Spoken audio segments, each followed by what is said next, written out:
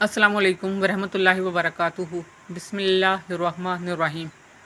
حضرت محمد مصطفیٰ صلی اللہ علیہ وآلہ وسلم نے ارشاد فرمایا، جب انسان گناہ کرتا ہے یا اللہ کی نافرمانی کرتا ہے تب اللہ اس پر مصیبت اور بیماریاں نازل کرتا ہے تاکہ وہ اپنی غلطیوں کا احساس کرے اور توبہ کرے۔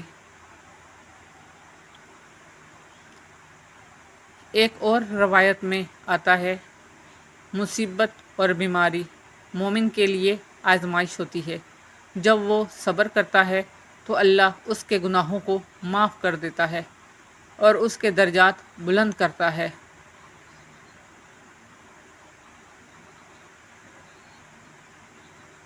حضرت محمد مصطفیٰ صلی اللہ علیہ وآلہ وسلم نے فرمایا، مصیبت اور بیماریوں کا مقصد، جب اللہ تعالیٰ کسی بندے کے ساتھ بھلائی کا ارادہ فرماتا ہے تو اسے آزمائش میں مبتلا کر دیتا ہے۔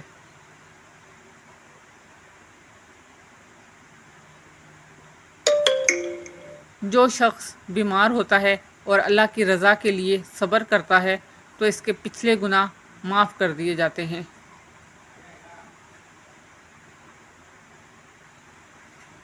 آزمائشیں اور درجات کی بلندی، کسی مومن کو کوئی دکھ، بیماری، پریشانی، غم، تکلیف یا کوئی بھی نقصان پہنچتا ہے، حتیٰ کہ اگر اسے کانٹا بھی چبھتا ہے تو اللہ اس کے بدلے میں اس کے گناہوں کو معاف کر دیتا ہے اور اس کے درجات بلند کرتا ہے۔